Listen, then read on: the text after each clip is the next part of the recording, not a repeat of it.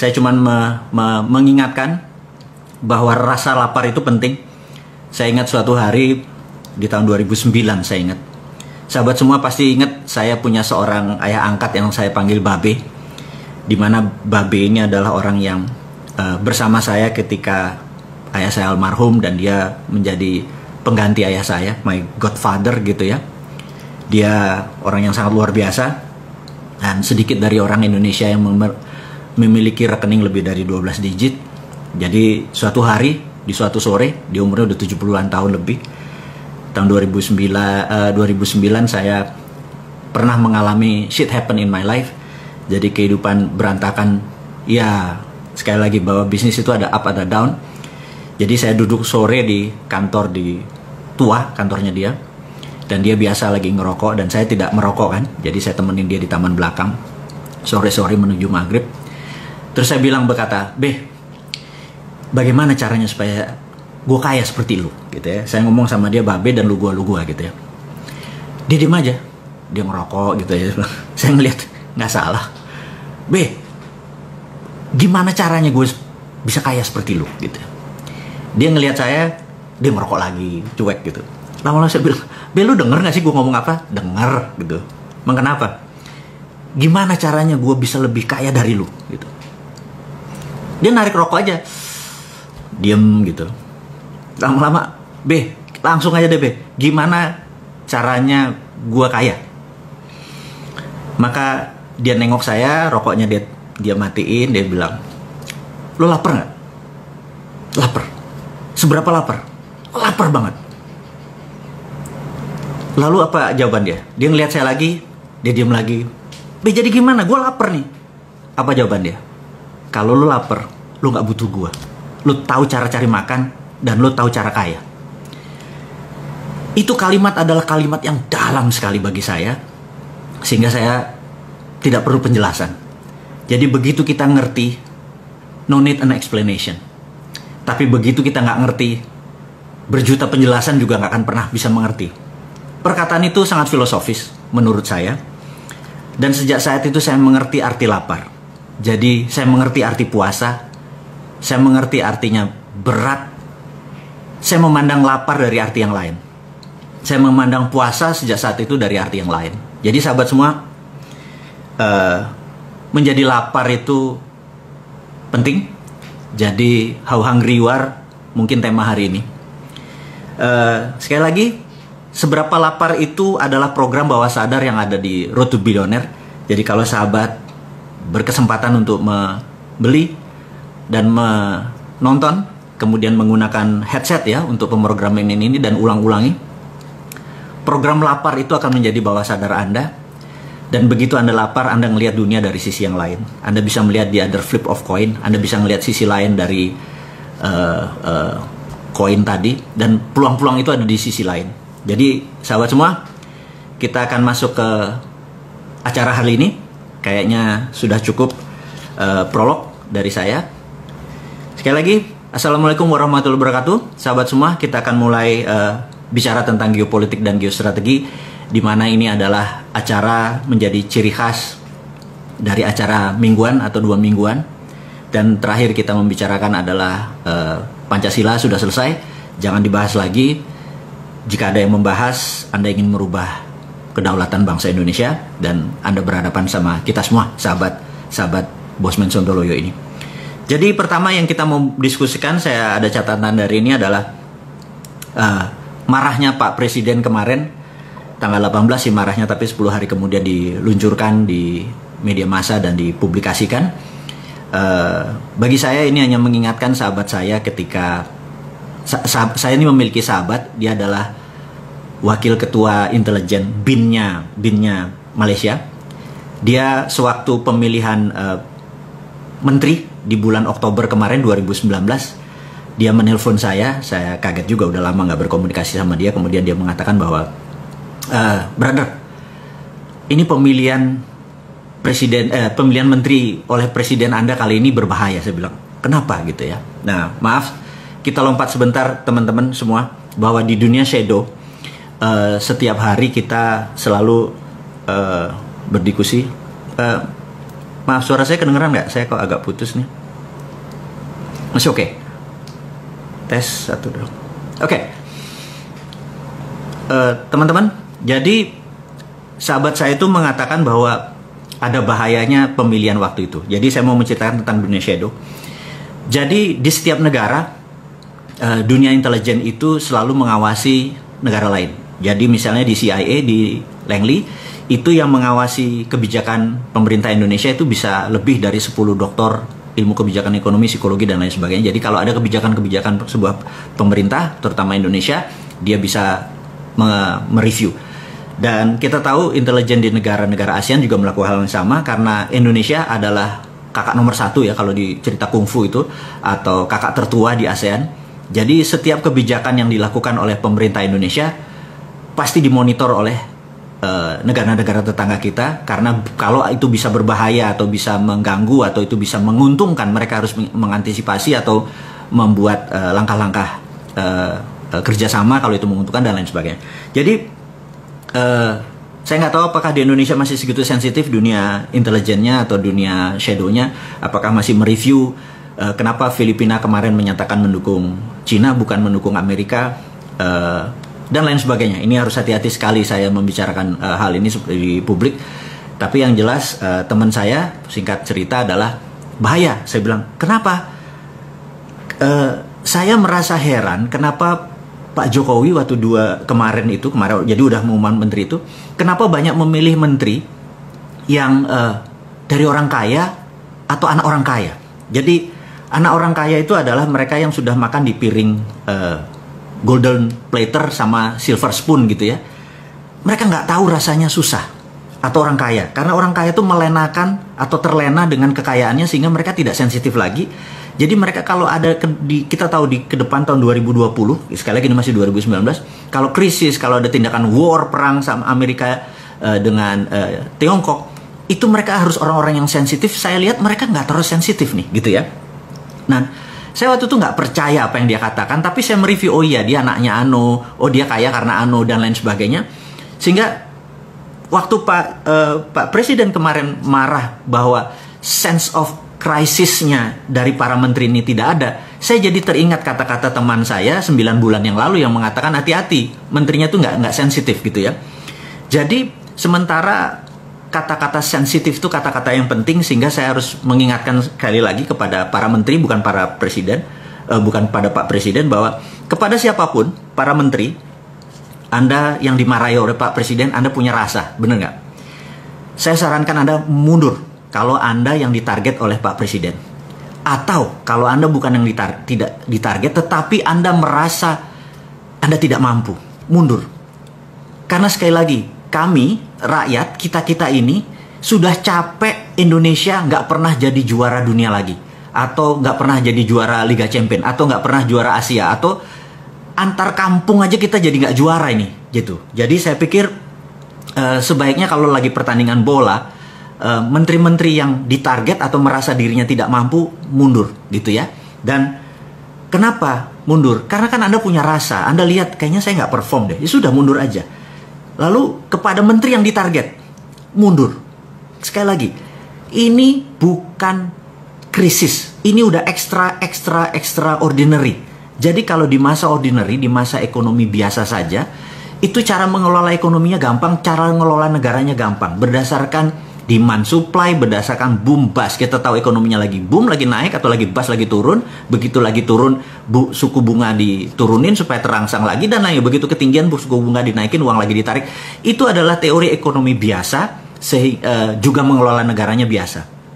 Di masa krisis seperti tahun 98, seperti tahun 2008, mengelola negara at crisis itu ada lagi strateginya. Jadi itu ada extraordinary. Sahabat semua, saya mengingatkan, saat ini bukan lagi negara atau dalam dunia dalam keadaan krisis atau krisis, tapi dunia at war. Itu kategorinya berbeda.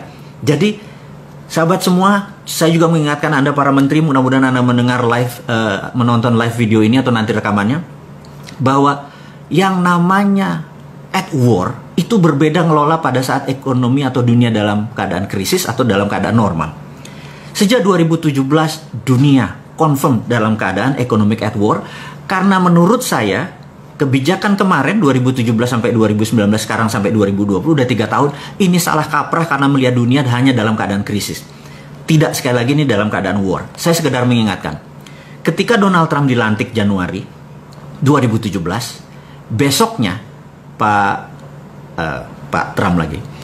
Trump menaikkan anggaran militernya menjadi 700 billion dolar. Saya mau ingatkan, anggaran militernya 700 billion dolar. Padahal biasanya cuma 500, naik 200 billion. Saya hanya mengandaikan anggaran Menteri Pertahanan di Indonesia, anggaran militernya di Indonesia adalah 135 triliun rupiah, atau kalau didolarkan adalah 9 billion dolar. Indonesia anggaran militernya hanya 9 billion dolar. Sementara Amerika dalam 1 tahun nilainya 700 billion. Sahabat semua, saya sekedar mengingatkan bahwa jika seluruh anggaran militer dunia digabung, Tiongkok yang 200 billion, Jepang, Korea Selatan, Australia, semua di total, itu masih lebih banyak anggaran militer Amerika. Dan Amerika memang mendominasi militer, mendominasi. Dan keesokan harinya dia mengangkat Pompeo menjadi Direktur of CIA, orang number one CIA.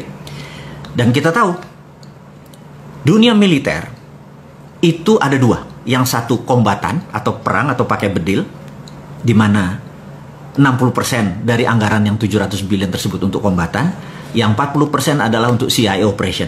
Ini mengagetkan dunia karena artinya pada saat itu Trump sudah mendesain Amerika dalam keadaan war atau perang. Disinilah preparationnya Amerika sudah matang. Kemudian 2017 akhir 2018 awal, Amerika declare trade war atau perang dagang karena Amerika dulu mendominasi dunia. Jadi gini, negara itu berdaulat kalau ada yang didominasi. Jadi contohnya Korea Selatan, dia mendominasi kecantikan, make up beautician. Jadi dia gunakan K-pop dan drakor sebagai frontingnya, back endnya adalah industri kosmetik. Untuk bukti, saya tahu sahabat semua pasti penggemar drakor, drama Korea, dan kamera di dalam mengambil syuting acara drakor pasti fokus di wajahnya. Anda akan terpesona dengan wajah orang Korea yang nggak ada pori-pori tersebut. Dan Anda bisa jatuh cinta karena cantik atau gantengnya orang Korea tersebut. Nggak kayak saya begini kan mukanya, ada tambelan-tambelan. Kalau mereka mulus gitu ya, jalan tol pantat bayi aja kalah mulus gitu ya. Nah, jadi itu adalah etalasenya, itu adalah front endnya. Begitu kita terpesona, dunia terpesona, film itu disebar gratis. Itulah kalau negara kompak dengan pengusahanya. Kemudian Korea mendominasi kosmetik. Di seluruh dunia kosmetik dikuasai oleh Korea. Dan itulah namanya world domination. Dan kita tahu military domination masih dikuasai oleh Amerika. Jadi sahabat semua, setiap negara untuk berdaulat harus ada yang didominasi. Kemudian kita tahu China, Tiongkok, dia mendominasi trade domination. Jadi kita tahu bahwa kalau ditanya siapa yang menguasai perdagangan, Cina number one. Kemudian siapa yang menguasai mendominasi informasi teknologi, Amerika. Kemudian siapa yang mendominasi keuangan dunia, Wall Street, gitu ya. Siapa yang mendominasi currency yang transaksi dunia, 97% menggunakan dolar, gitu ya. Jadi dolar dominationnya, currency domination dipegang dolar. Jadi kalau kita lihat dari world domination, military domination dipegang Amerika, currency domination dipegang Amerika, transaksi domination kayak Wall Street atau investment dipegang Amerika, trade domination dipegang China, kosmetik, beautician dan lain sebagainya dipegang oleh Korea. Indonesia di mana dominasinya gitu ya? Kalau kita tidak mendominasi, kita jadi victim. Karena itu saya pernah bilang bahwa kalau kita mau bermain, ada yang kita bermain. Kita ini berada di 80% wilayah kita adalah lautan, dan lautnya adalah di Katulistiwa, di mana tempat beternak atau bertelur hampir seluruh kehidupan laut adalah di wilayah yang berkarang dan seperti Indonesia ini. Sehingga kita punya teh jangan sampai di Bremen menguasainya, kita punya tembakau ada di Eropa juga pasarnya atau bursanya. Kalau kita mau mendominasi, ini yang saya mau sarankan ke pemerintah sekarang. Kalau kita mau berdaulat, apa yang kita dominasi? Yang kita mau dominasi adalah bursa ikan. Jadi kalau bisa, Indonesia menentukan harga ikan dori, harga ikan apapun, salmon, apapun itu. Karena kita bisa jadi raja ikan, dan ikan adalah binatang yang saat ini kita bisa mendominasi. Ada yang bilang mendominasi utang gitu ya. Sahabat semua, jadi kalau kita mau bernegara, mau menjadi negara berdaulat, seperti misinya kita, seperti impiannya kita, seperti tugas kita mengingatkan bernegara adalah, yuk menjadi negara berdaulat. Cara berdaulat adalah ada yang kita dominasi. Ingat, setiap sesuatu itu pasti ada pasarnya, dan setiap pasarnya ada bisnis modelnya. Dan kita tahu, military domination dipegang Amerika, kenapa kita mesti berkompetisi ke sana? Trade domination dipegang China, kenapa kita mesti menjadi negara pedagang juga, malah jadi victimnya China gitu ya. Jadi ini adalah sekedar usulan-usulan di mana sahabat semua mengerti bahwa niat kita mengingatkan pemerintah, karena saat ini saya merasa miris tidak ada satupun negarawan yang mengingatkan pada saat negara ini salah. Padahal ada senior-senior kita itu misalnya Pak Tri Sutrisno, Pak Amin Rais, Ibu Megawati. Itu kalau ada milenial melakukan kesalahan, tempeleng aja mereka, kamplengin mereka, tapi ya sangoni, ini loh cara yang benar, setelah dinasihati ini cara yang benar. Jadi saat ini banyak kesalahan-kesalahan dari pemerintah atau kebodohan-kebodohan dari para menteri atau pejabat, satu pun tidak ada negarawan yang mengingatkan dan meluruskan. Jadi apalah kita ini, komunitas kita ini tidak anti pemerintah. Kita ingin negara kita berdaulat, itu kita peringati dan kita kasih cara yang benar. Jadi sahabat semua, kita nggak akan lelah mencintai negara ini, walaupun negara ini dikelola oleh pengusaha yang saat ini, penguasa yang saat ini mungkin sebagian mencintai negara lain. Nggak apa-apa, kita pokoknya terus aja berjuang. Jadi kembali ke marahnya presiden. Jadi ada baiknya menteri-menteri tersebut mundur, karena siapa yang harus mundur? Anda merenung deh, ada 40-an sekitar menteri 34 dan beberapa pejabat yang di teras tinggi negara. Pakai hati lah, karena sekali lagi Anda kan punya hati, Anda tahu rasa, karena itulah penting buat kita. Jadi kalau bahasa Jawa tuh sejati neroso sukmo sejati, itu adalah, jadi kesejatian tertinggi itu adalah kalau Anda punya rasa, dan saya yakin semua orang punya rasa. Jadi gunakanlah sukma sejati Anda, yaitu rasa, sehingga negara ini bisa berjalan dengan baik, yaitu mundurlah menteri-menteri yang tidak kompeten gitu ya. Oke. Kemudian saya juga mengingatkan untuk sahabat semua, sahabat muda semua, saya ini memprovokasi Anda semua bahwa tahun 2024 kalau bisa pemimpin negara ini, mulai dari partainya, mulai dari pemimpinnya, kalau bisa usianya yang saat ini mereka di bawah 40 tahun. Maksud saya begini, saya sudah melihat banyak sekali dalam 2 bulan terakhir ini, telepon, ngobrol, jumpa darat bahkan seminggu ini, sama mereka-mereka pejabat pengelola negara yang atau orang-orang yang sudah umurnya di atas, seperti saya deh, orang-orang yang nggak berguna ini. Saya kalau ngobrol sama mereka sudah butek dengan apa yang terjadi di Indonesia, di negara kita ini, karena mereka sudah semua jurus mereka sudah pakai. Maka jawaban saya adalah, udahlah mundur aja kalian. Anak-anak muda ini yang di bawah 40 tahun sekarang, yang milenial itu bisa ngelola negara lebih baik dari Anda semua. Itu kata saya dalam hati. Saya sampai bingung begitu mengatakan, mengelola negara itu kita harus melihat current account kita, harus melihat cadangan devisa kita. Saya dalam hati, itu ilmu lama itu mah gitu, udah nggak kepake gitu. Terus kita harus melihat inflasi. Saya bilang, inflasi, saya bilang. Saya cuman mau membicarakan begini, inflasi ya, bicara inflasi. Kalau harga Innova 200 juta, tapi nggak ada yang bisa beli Innova, mending mana? Harga Innova 1 miliar, tapi semua orang bisa beli Innova. Anda jawab sendiri deh. Harga 1 miliar, tapi semua orang bisa beli Innova, atau harga 200 juta, tapi nggak ada yang bisa beli Innova. Pilih mana? Saya pilih yang pertama tadi, mendingan 1 miliar, harganya mahal Innova, tapi semua orang bisa beli. Harga beras di Jepang itu 50.000 seliter, tapi semua orang bisa beli.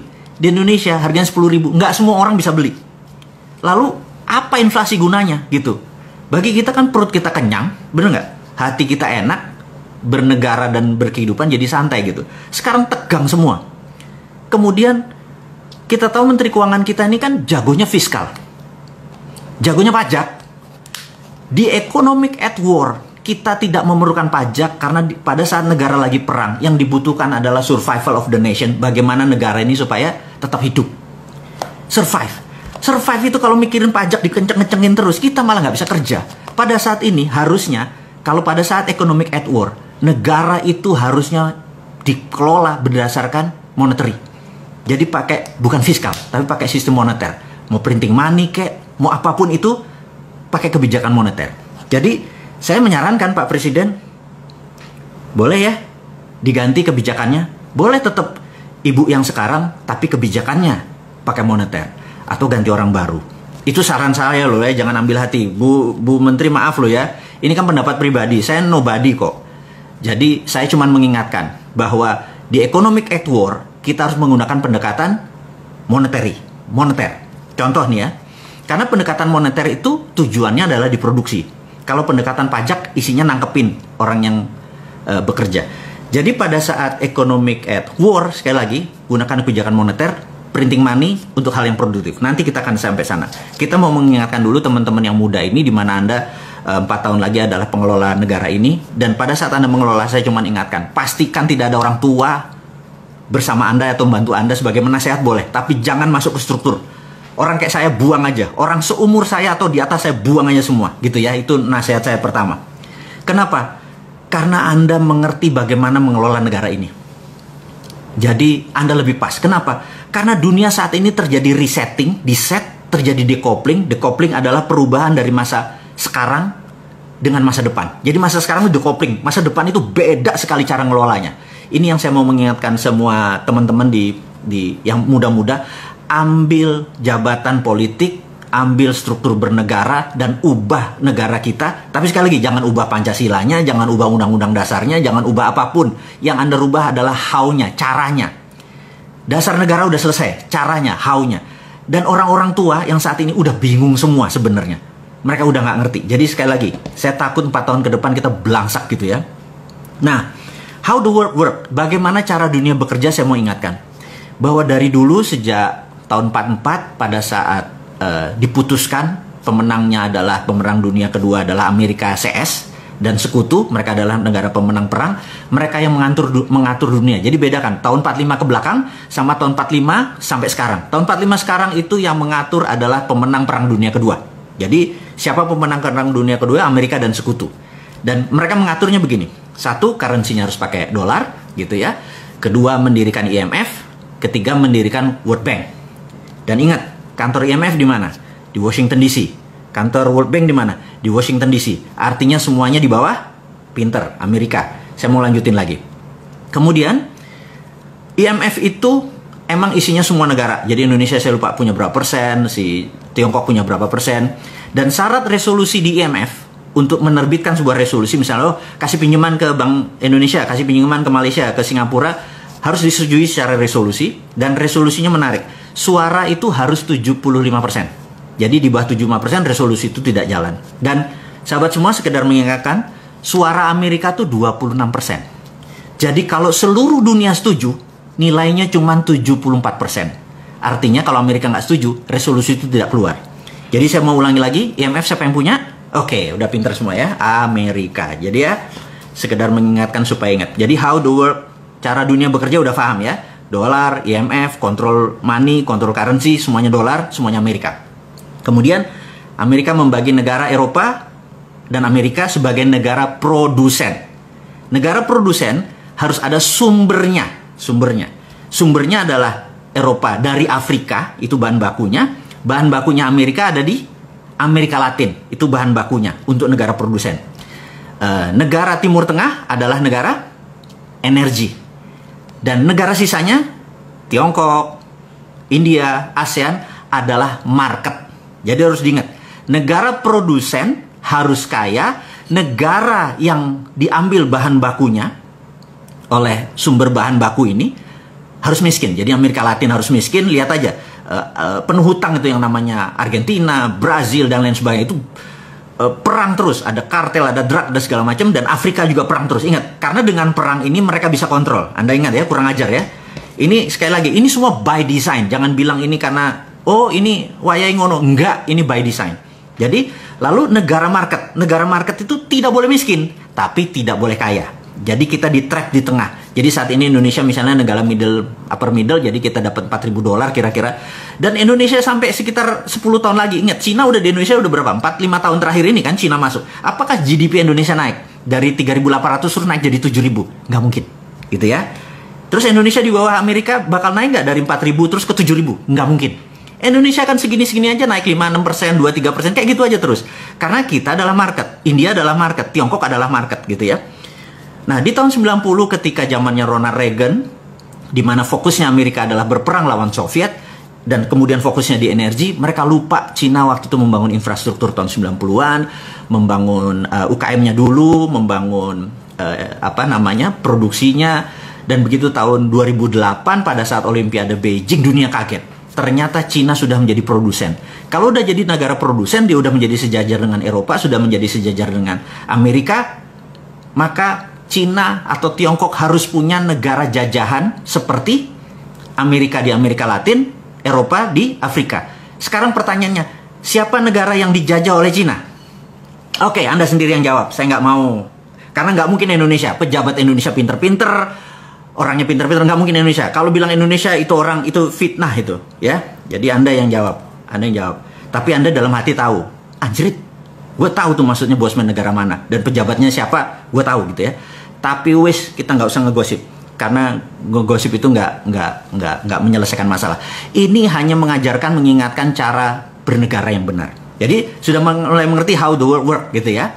Nah karena itu, kalau Amerika dan Eropa adalah negara pemenang perang, sekutu. Kalau dengan Cina, nah Cina ini lagi men-challenge Amerika, men-challenge dunia bahwa siapa yang jadi number one. Bagi saya adalah number one itu dominationnya Cina baru trade domination. Amerika masih mempunyai beberapa dominasi, yaitu teknologi informasi, satelit, alat perang dan lain sebagainya. Jadi kalau saya merasa kalau fisik mereka berperang, rasanya Amerika menang. Tapi sekali lagi, Cina negara yang sudah ribuan tahun budayanya berdiri, mereka pasti bermain. Nah disinilah saya mau melihat bahwa Indonesia harusnya mengambil kesempatan di masa ini. Ini nanti kita akan sampai sana. Ini yang saya kok nggak diambil sih, goblok bener lu gitu ya. Nah jadi begini, saya sekedar mengingatkan, COVID hari ini kita harus diskusikan dulu sebelum kita masuk ke topik yang lain. COVID ini begini, terlepas dari Anda percaya bahwa COVID itu konspirasi atau COVID itu biologi, out of control, gitu ya. Terserah. Tapi kita mikir yang netral aja. Anggap ini adalah memang biological event atau peristiwa maha dahsyat pandemik, memang biologi. Nggak ada yang mengendalikan, nggak ada. Jadi kita anggap kita adalah orang baik yang tidak punya persepsi buruk. Kita menganggap ini adalah kejadian yang normal. Oke. Kalau kejadian yang normal, maka untuk mengobati atau dunia vaksin itu dunia virus itu obatnya adalah vaksin. Jadi menurut pengalaman vaksin itu kira-kira 12 sampai 18 bulan. Jadi kalau kita anggap bulan Januari 2020 dunia berkompetisi untuk membuat vaksin COVID, maka kira-kira tercepat adalah Januari 2021. Gitu ya. Seluruh dunia saat ini sedang melakukan hal yang sama, bagaimana menciptakan vaksin untuk mengalahkan COVID. Jadi kalau 2021 katakanlah negara Prancis atau katakanlah Singapura duluan ternyata menemukan COVID tersebut, vaksin COVID tersebut. Jadi begitu dia menemukan di Januari 2021, kemudian dia akan mencetak secara komersial. Jadi dia akan membuat pabrik, dia akan menambah produksi dan lain sebagainya. Kira-kira tambah 6 bulan. Jadi Juli 2021 baru vaksin itu untuk negaranya dan daerah sekitarnya. Dan kira-kira untuk merata di seluruh dunia atau the rest of the world, ini kira-kira memakan waktu sampai Desember 2021. Sahabat semua, Desember 2021 itu waktu yang lama. Ingat, baru 6 bulan aja dari Januari, ya, dari Januari sampai sekarang. Zara salah satu ini baju Zara rasanya. Zara sudah menutup 1.200 outletnya di seluruh dunia. Airbnb yang tadinya 12 tahun ini menguasai dunia hospitality di luar hotel liar, tahu-tahu musnah hanya dalam 6 minggu, gitu ya. Dan kita tahu Patek Philippe, Rolex, Hermes, Chanel, barang-barang mewah tadi ya, Ferragamo dan lain sebagainya, berhenti produksi. Karena barang mewah saat ini orang nggak mau pakai Chanel, nggak mau pakai Gucci, mau ngapain lo gitu ya, nggak kemana-mana gitu. Walaupun sekarang COVID sudah selesai atau banyak yang melepas PSBB-nya, tapi COVID-nya belum hilang dan banyak orang-orang yang merasa ntar aja deh gitu ya.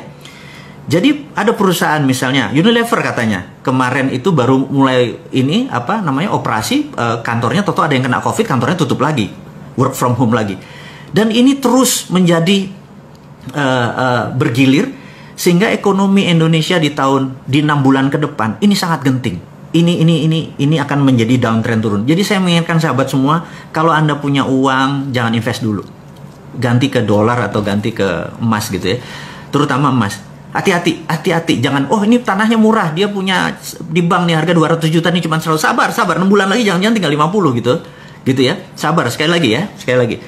Saya hanya mengingatkan bahwa ini worst scenario, mudah-mudahan tidak terjadi. Jadi apa yang terjadi, kalau shit happen, Anda udah punya plan B-nya. Sekali lagi sahabat semua, saya ngomong begini kelihatannya menyeramkan, tetapi memang berangkatnya saya dari trend analysis. Saya melihat apa-apa dari worst scenario, dari skenario terburuk, dari trend analysis. Kalau itu bisa diselesaikan, ya sudah, kita aman gitu ya. Tapi kalau kita nggak tahu, jangan sampai gini loh. Saya tuh kadang-kadang kesel sama pejabat sekarang ya. Jadi di bulan Januari kita underestimate terhadap COVID. Februari masih underestimate.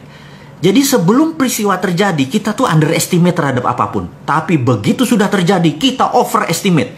Jadi begitu Januari underestimate, atau Maret ada, wah paniknya kayak besok mau kiamat. Kita overestimate.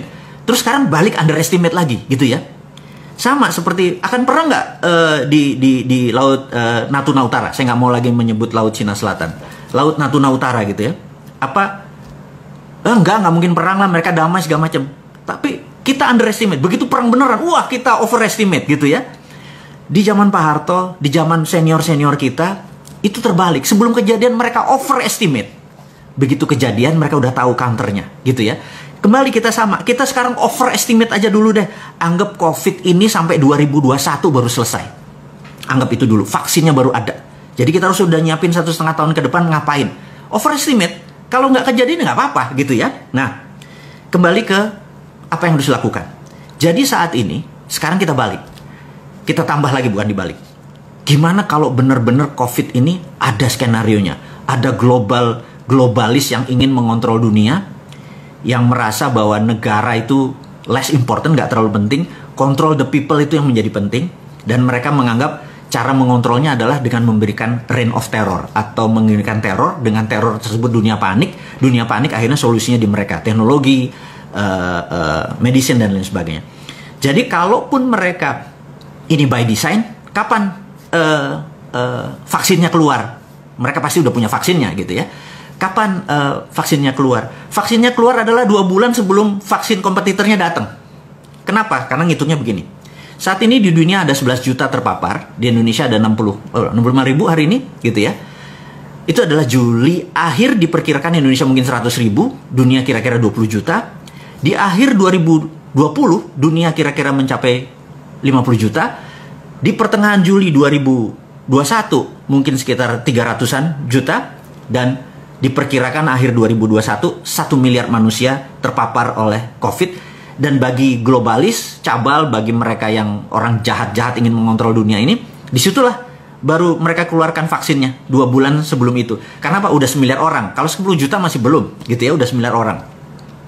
Jadi sahabat semua, terlepas ini ada konspirasi atau tidak, angka 2021 itu menjadi visible negatifnya.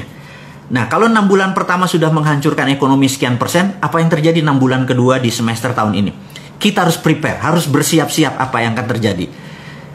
Apa yang akan terjadi nanti kita bahas, sabar. Ini gratisan aja kok, banyak nanya gitu ya, sabar. Tahun 2020, Anda tahu video saya, boleh cek, 10 bulan yang lalu saya mengatakan 2020 resesi, 2021 puncak resesinya. Tapi saya menganggap saya mungkin salah. Jangan-jangan 2021 adalah depresi. Kalau depresi ini terjadi, Anda sekali lagi harus hati-hati terhadap planning Anda. Jadi sekali lagi, Anda jangan buru-buru. Anda masih muda, Anda adalah calon pemimpin bangsa ini. langkah Anda benar-benar hati-hati, Anda belajar, diskusi, selalu overestimate, tapi langkah Anda baby stepnya benar-benar solutif gitu ya. Teman-teman, mudah-mudahan Anda kebayang apa yang akan terjadi dengan versi saya informasinya ini. Udah kepanjangan nggak? Mau nambah lagi nggak? Udah 40 menit nih. Anda gratis ya minta panjang gitu ya. Kasih saya jempol kalau Anda lanjut atau sudah ditutup sampai sini. Oke, lanjut ya. Oke, saya kasih informasi lagi. Jadi kalau minggu kemarin kita bicara tentang MMT, Modern Monetary Theory, dengan SWF, Sovereign Wealth Fund, di mana kita udah punya contoh waktu itu kuda laut, kita pakai di zaman Pak Ibnu Sutowo, sekarang mereview aja. Kemudian kita menggunakan contoh seperti Dubai atau contoh seperti Aramco, Saudi Aramco, di mana ke depan mereka akan menggunakan Sovereign Wealth Fund, dan kita menyarankan Indonesia tidak perlu ngutang. Jadi contohnya gini, kita audit nikel kita, katakanlah nikel kita nilainya 1000 billion, kemudian 20% nikel kita forward, kita ambil uang 200 billion dolar untuk membangun Nusantara. Tidak perlu hutang karena kita forward. Jadi bukan pinjaman ala Ibu Menteri. Ini beda karena ini kan negeri Sontoloyo ya, bukan negeri yang di seberang itu. Jadi kalau kita nggak bakal ngutang, ngutang tuh bukan kita banget. Ngutang tuh bukan anak milenial. Anak milenial tuh cash gitu ya. Karena kita kaya, bener nggak? Ngapain ngutang? Terus kedua adalah mengenai printing money. Printing money ini menjadi penting. Jadi kita tahu generasi tua di atas kita ini takut sekali sama namanya inflasi, karena mereka pernah merasakan susahnya inflasi. Atau negara tidak dikontrol seperti tahun 98, inflasi sangat cepat sekali sehingga barang-barang nilainya menjadi tak bernilai. Kemudian juga di tahun 60-an, 66 terutama, itu terjadi hyperinflation di Indonesia. Tapi sekali lagi, karena printing money itu mereka tidak setujui karena itu bisa menyebabkan negara dalam keadaan inflasi. Saya mau menerangkan tentang inflasi dengan cara yang sederhana. Jadi gini, inflasi itu tidak ada selama printing money-nya ada underlying. Ini harus diingat. Jadi, saya sekedar mengingatkan sahabat semua, saya ulangi lagi, Anda mungkin pernah dengar, tapi ya biar ilmu ini nancep ke dalam, repetition adalah segalanya. Repeat gitu ya. Jadi keunggulan adalah tidak ada. Keunggulan adalah seseorang yang merepeat sesuatu sehingga menjadi keunggulan. Saya akan repeat lagi.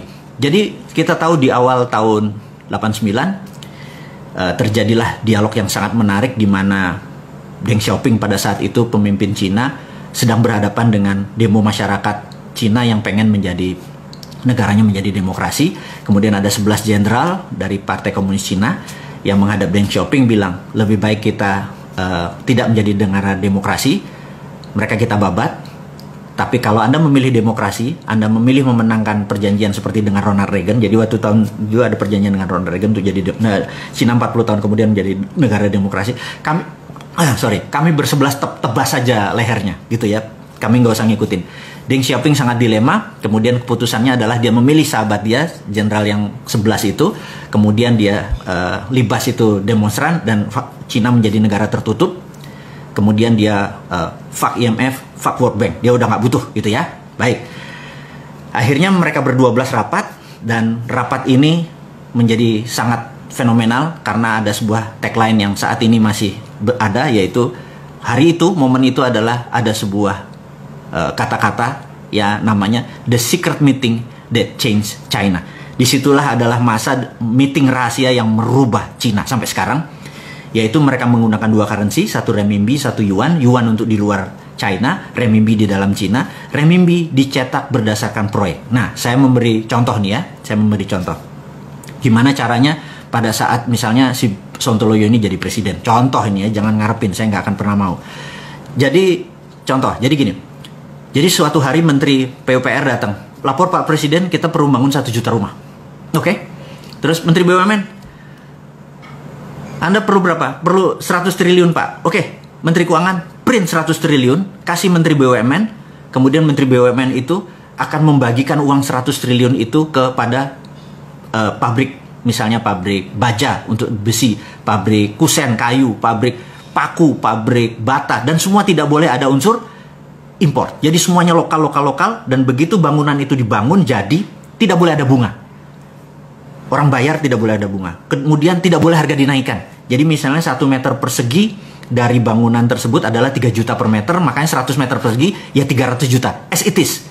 Kemudian begitu masyarakat membeli, uang itu diambil, Menteri BUMN kasih ke Menteri Keuangan. Setiap uang masuk, bakar. Setiap uang masuk, bakar. Kemudian 5 tahun kemudian begitu gedung jadi, gedung itu dibeli oleh masyarakat, uangnya masuk lagi, bakar senilai yang sama. Apa yang terjadi? 100 triliun tersebut dibakar. Kemudian underlay-nya adalah perumahan yang 1 juta unit tadi. Inflasinya di mana? Nggak ada. Itulah yang dibangun oleh Cina. Kenapa Cina segitu besar? Jadi Cina membangun itu berdasarkan project. Print renminbi proyek. Dulu renminbi dan yuan itu benda yang berbeda. Tapi sekarang 30 tahun kemudian renminbi dan yuan satu. Udah nggak kita bicarakan lagi.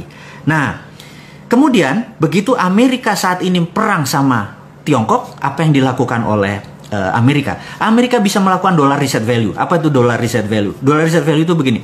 Cadangan devisanya Cina berupa dolar sekitar berapa? 2 triliun dolar atau 2000 billion. Apa yang terjadi kalau dolar dipotong jadi separuh sehingga nilai devisa dia menjadi separuh?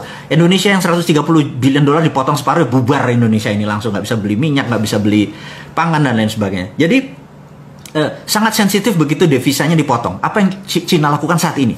Dia menciptakan e-renminbi. E-renminbi ini adalah digital renminbi, new printing money. Jadi Amerika mau potong separuh, bodo amat, gue udah punya, gitu ya. Nah, jadi saya sarankan kepada Pak Presiden, teman-teman kita sepakat di Republik Sontoloyo ini untuk mengingatkan Presiden kita di negara tetangga itu bahwa kalau mau keluar dari masalah bangsa Indonesia, print money, gunakan e-rupiah. Base-nya apa? Kalau e-rupiah kan digital, gunakan blockchain. Karena blockchain itu kan trusted open ledger, sehingga uang keluar kemanapun bisa. Waktu kita menganggap ini sudah cukup beredarnya, kita tarik kembali dengan strategi blockchain, ketarik juga. Sehingga tidak ada inflasi. Inilah solusi untuk menolong bangsa ini untuk menjadi bangsa yang besar, melebihi Tiongkok, melebihi Amerika dalam waktu sekejap. Jadi, hater dan buzzernya Bosman itu adalah kaki tangannya Amerika dan Tiongkok yang tidak pengen Indonesia berdaulat. Dan sahabat semua, Anda jangan takut untuk proyek ini dikorup. Anda itu berpikir kuno. Kalau ada berpikir, oh nanti gimana dikorup? Nggak mungkin dikorup karena ini pakai blockchain. Dan nggak mungkin dikorup karena ini ada underlayingnya. Sekali lagi, sahabat semua, lupakan cara berpikir lama. Lupakan inflasi, lupakan itu namanya dikorup segala macam. Ini blockchain. Dan strategi ini simple, negara tidak usah menggunakan infrastruktur yang lama, gunakan infrastruktur yang baru. Gunakan infrastruktur yang baru. Caranya bagaimana? Saya punya sahabat, saya punya sahabat begini. Sahabat saya manggil Kak Camah, dia usianya mungkin 15 tahun di atas saya. Kakak saya ini seorang wanita yang punya masalah di otaknya. Jadi kalau ternyata pas di CT scan itu ada blocking di kepalanya. Jadi tapi kalau dia dioperasi itu kemungkinan selamatnya cuma 30%. Jadi sementara kalau dia lagi kesakitan itu painkiller termahal pun tidak bisa menyembuhkan rasa sakitnya. Jadi apa yang terjadi? Begitu dia sakit dia bisa pingsan. Kemudian gimana solusinya? Dia dioperasi chance peluangnya kecil, sementara di kepalanya ada blockage atau pemblokan. Jadi kalau di jam 9 malam dia mulai ngebatik, pakai canting dia ngebatik gitu ya. Tidur jam 3 pagi atau habis subuh dia baru tidur. 2 tahun kemudian dia merasa heran kok selama pusingnya atau penyakit kepalanya nggak hilang gitu ya. Kemudian dia ke Singapura untuk CT scan. Sahabat semua, apa yang terjadi? Allah itu luar biasa. Jadi ini otaknya dan jaringan saraf yang keblok tadi, tahu-tahu tumbuh jaringan baru, masih kecil. Itulah yang membuat solusi sehingga dia bisa normal kembali gitu ya. Jadi dia menciptakan saraf baru. Nah, pada saat ini Indonesia seperti bloknya otak tadi. Kalau pakai cara yang lama nggak selesai negara ini. Jadi apa solusinya? Solusinya adalah gunakan jalur baru. Lupakan yang lama, biarin yang lama, biar orang yang lama, yang politikus apa segala macam biar di sini. Kita yang muda-muda gunakan jalur baru. Itulah yang akan kita lakukan segera, gunakan e-rupiah. Jadi sahabat, rasanya kalau bisnis seperti apa yang kita sebut tadi atau ekonomi seperti tadi kelihatan gampang. Sesungguhnya segampang itu. Yang dibikin rumit itu mereka supaya kita anak muda atau Anda, bukan saya udah tua. Yang anak muda seperti kalian semua itu tidak mau mengelola negara ini. Sahabat, adik-adikku, ambil 4 tahun lagi Anda yang harus berdaulat. Kalau ini nggak dipakai juga e-rupiah, kita tunggu 4 tahun lagi dengan sabar. Saya kasih itu semua. Dan jangan harap saya minta posisi. Anda yang lebih berdaulat. Saya cuma mau ngewirit jagongan aja lah, makan jagung di rumah, guyang-guyu, ketawa-ketawi. Itu membuat umur saya mungkin jadi 100 tahun. Daripada saya harus berada di tengah-tengah Anda yang muda-muda, saya malu gitu ya. Jadi sahabat semua, di ujung pembicaraan topik hari ini, semoga sahabat semua berkenan, semoga sahabat semua bisa menjadi panji-panji pejuang-pejuang digital patriotism, di mana kita akan merebut kembali kedaulatan, tidak mulai dari kapanpun, tapi dari sekarang. Anda harus terus belajar, Anda terus semangat. Sekali lagi, COVID itu ada, dan kita harus nggak boleh kalah dengan COVID. Globalis itu ada, kita nggak boleh kalah dengan globalis. Kita harus punya strategi itu, kita terus berjamaah, kita terus saling kontak, kita terus selalu bersama-sama. Akhirul kalam dari saya ucapkan